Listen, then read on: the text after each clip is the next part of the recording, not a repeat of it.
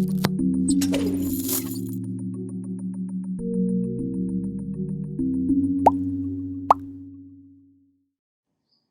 was talking in terms of Keshavananda Bharati and how Nani Palkiwala, by a brilliant address, managed to salvage something from a sinking ship and brought in the aspect of basic features as an inalienable part, a part which cannot be subject to amendment as far as the constitutional powers are there in terms of Article 368.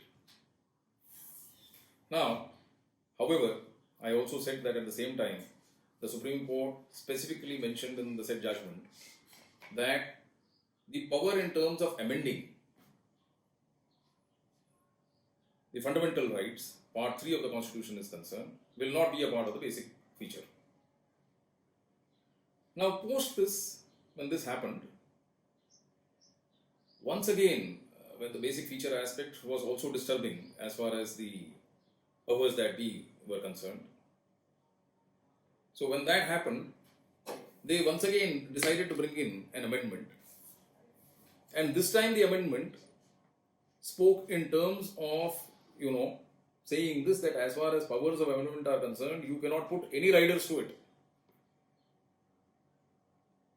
Because the interesting feature of the Indian Parliament is also this, which is something which I wanted to talk initially, that it is also, the Indian Parliament has got constituent powers in it. As if the Indian Parliament is essentially having the powers of the Constituent Assembly at the time when it was drawn. So therefore, that constituent power which the Indian Parliament and the legislatures enjoy, that you see in terms of Article 368, where they have the power to bring in an amendment in relation to any provision of the said Constitution by that special procedure. So that is reflective essentially of the constituent power of the Constitution. Now, so when it was affecting the constituent power, because the basic feature framework was a broad framework, and that broad framework was subject to judicial interpretation. And this is something which the powers that be, the people in the parliament, in the legislature, are not very happy with. So now, the element came in by way of an amendment which said that you cannot place any kind of embargo in relation to this constituent power of amendment as far as the legislature is concerned. Now, this came up for challenge in another celebrated judgment, which to a certain extent restored a degree of sanity according to me. In 1980, there was a judgment by the term of Minerva Mills. Now, this Minerva Mills judgment, I am just giving you the citation. These three judgments are judgments which each one of you, as students of law, it is my recommendation that each one of you must go through these judgments, because it gives an understanding of law. To develop a deeper understanding of law, you need to go through these essential judgments which I am talking of, because there is a huge range of them. I am not intending to take you people through that whole range. The judgments which start from Sagir Ahmed's matter, it goes on till Shankari Prasad. I am not going into all that, but certain major aspects which each one of you should know. That is why I have more or less tried to abstract it for you and try to simplify it. Those judgments are lengthy judgments, it is going to take you time. I have abstracted it and tried to make it presentable in a simpler form so as to motivate your interest into reading them. And that is why I keep giving you the citations. So as far as the citation of Minerva Mills is concerned, 1980, AAR you will find, just give me a minute, yes. AAR 1980 Supreme Court 1789. Okay. So the infamous amendment at that point of time was the 42nd Amendment which was being pushed through. And this 42nd Amendment came for challenge before the Supreme Court. Because through the 42nd Amendment, what the legislature was trying to achieve was to snuff this aspect of basic features which had come into the picture by way of Keshavananda Bharati. Otherwise, the objective was more or less attained, where Keshavananda Bharati said that fundamental rights can be repealed, can be subjected to a repeal can be subjected to an amendment. So to that extent, certain things had been achieved, but the basic feature aspect was disturbing. So therefore, in the 42nd Amendment, they tried to snuff this basic feature element, and this came to be tested in Minerva Mills. And when it came to be tested in Minerva Mills, the Supreme Court then thereafter expanded and brought back the ray of hope by going to the extent of saying that one, the basic features cannot be subject to amendment, number one. And number two, they also went ahead and said that every fundamental right or any fundamental right, in terms of its challenge, if it is shown that it is affecting the basic feature in some way, or it is having the color of a basic feature in some way, then to that extent those fundamental rights will also become inalienable. They will become not subject to an amendment because they carry the color of the basic feature. So when you read the Constitution further, you will find that in a way what was lost in Keshavananda Bharati was brought back by the Supreme Court in Minerva Mills. So therefore, I have more or less broadly dealt with the issues which arise out of Article 13. Why I am bringing in Article 13 and emphasizing so much on Article 13 is that 2-3 aspects will further come into play when we talk in terms of amendments which are now coming forth, in terms of how those amendments have to be dealt with, in terms of existing law, and when the amendment happens, post-amendment, what happens to the rights and liabilities which existed in relation to the pre-existing law. Now these are aspects which you will find coming into play more or less time and again. Because while dealing with the concept of law,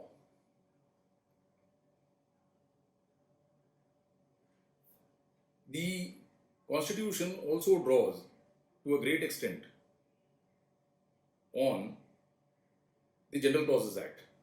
How the General Clauses Act looks upon this feature. And when you talk in terms of the General Clauses Act, the definition of law and the definition of various other aspects which will also come into play subsequently.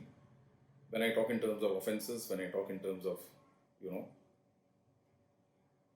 various other features which are undefined in various provisions, when time and again you've got to revert to the General Clauses Act. So, Section 6D, there is a Section 6D in the General Clauses Act which brings in the aspect of savings. Now, how that savings will become relevant in terms of various enactments and statutes, in terms of amendment, and what should be the interpretation of law in relation to that, will also be a question which we will be dealing with subsequently when we deal with special legislations like the Prevention of Corruption Act, for instance. When we talk about the Prevention of Corruption Act, of late, recently you have seen that there were certain amendments. What will be the effect? How it is to be looked at? So that is why I am going into these basic aspects, so that you get a basic understanding, so that we can go into that later on and see how its applicability comes in. So having spoken about all this, one thing has come to light, that as far as fundamental rights are concerned, they are justiciable rights. So if there is an infringement of fundamental right, you can approach a court of law. You can approach not only the High Court, you can approach the Supreme Court directly in relation to Article 32, seeking redress. And it is enshrined as a duty on the Supreme Court and the other courts to act as sentinels on the guard. There is a term which has been used in one of these judgments which says that sentinel vive, V-I-V-E, which means sentinel on guard. The Supreme Court and the courts are supposed to be always functioning like sentinels on guard in relation to the inalienability of your fundamental rights. It is a different question as to whether they do it or not, but this is what is expected of them. Whether they have abdicated those duties over a period of time, or whether they have performed the duties as that sentinel, these are two sides of one coin, which you will see over a period of time. And it is history which will determine that subsequently, as it has in terms of Keshavananda Bharati in relation to the dissenting opinion. where you find the photograph of Justice Khanna adorning court number 2 of the Supreme Court, that was with a particular reason, because he performed the duty of a sentinel. So essentially, the duty is that of a sentinel, which translates in Hindi as the duty of a chowkidar. Now, this chowkidar is different from the chowkidar understood otherwise in common parlance. This chowkidar is always on guard and is considered to be always on guard in relation to the rights of the people of this country, the individual rights of this people, of the people. And you people today, when all of you are confined in your homes for the past 60 days, are not able to move out, can very well understand how important the right of freedom, how important the right of movement is for a human being, how important it is to be sociable. If it is curtailed, what happens to you, each one of us now, psychologically and otherwise, are in a position to express. So therefore, I decided that this essential portion is very dear to the heart of every lawyer. The worth of a lawyer is how he defends these individual rights of the people. These are sacrosanct as far as you people are concerned. And each one of you is supposed to be a sentinel in relation to that as well. Every time it is infringed, you are supposed to stand up on behalf of the people and tell the court that you are the chowkidar, please, you have not performed your duty. Please perform it and protect them.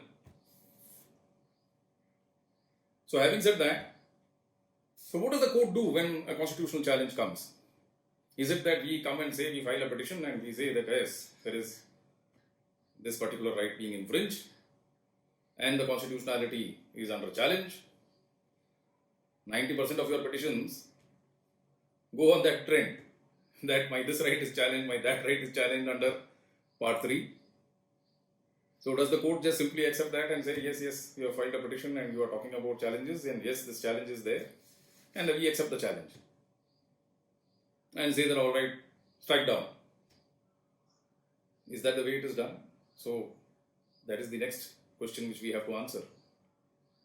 A challenge, the first thing that you must understand is that the courts go on the presumption of constitutionality of every law. मतलब झुकाव और रुझान दोनों चीजें सरकार की तरफ है, ये चीज समझ लेना. Each one of you should understand that the presumption is that every law which is made by the parliament is constitutionally valid. So if there is a presumption, you know, all of you have been students of the Evidence Act. So if there is a presumption operating, it is upon you to rebut it. So you have brought the challenge, you show how your rights are being infringed by the said statute or by the said provision. If you are challenging a particular provision and challenging its constitutionality, it is upon you to show. The onus devolves on you. They will presume that the provision is valid. So the bar is already set for you. So how is it? So therefore it is for you to show one thing, that who has the ability to challenge. The first question is that who can come on a challenge? Only that person can come on a challenge whose right is affected. It is not a situation where now today we see in criminal law, anybody can file a complaint. मैं तो आ गया जी. Right? Anybody can set the law into motion. It is not like that. Here, the challenge has to be brought about by the person whose right is being affected. The challenge is essentially that. Okay? So the first question that is answered is, only that person is entitled to bring in a challenge whose right is being infringed. Second is that there is a presumption in terms of the validity of the provision, that it is constitutionally valid. That presumption is to be rebutted by the person who is bringing in the challenge. Now, is the court restrained only in relation to what is being shown by you? Therefore, you will remember, because we challenged the constitutionality of certain provisions, and you know very well what the court did. And I am not criticizing what the court did, but what I am saying is the manner in which the court looked at it is the correct manner. The reason being that the court need not accept all that is being said by the petitioner.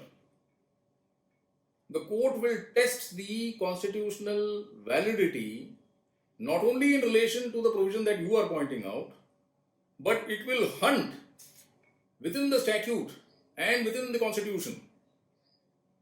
It will hunt within part 3 as to whether it can validate that essential element of constitutionality by some other aspect. If it is able to validate it, despite the fact that you are showing something, it will still say that the provision is constitutionally valid. So essentially, when you look at a challenge, you have to look at the challenge from not a unidimensional point of view. You have to draft a challenge which will be multidimensional in approach. You will have to look into all aspects of the said challenge. In relation to all the provisions, you will have to examine how it is getting affected and then present it before the court. Now I come to another interesting part. The court directly will not go into constitutional validity. If the court can decide on the rights of parties otherwise, the court is given that freedom to sideline and not go into constitutional validity and decide the issue on other terms. Even that is allowed. So therefore, you will have to look into all those aspects. So briefly I have dealt with this. Now in the next session, we will go on to other aspects which I was delineating earlier. For now, it is this much from my end.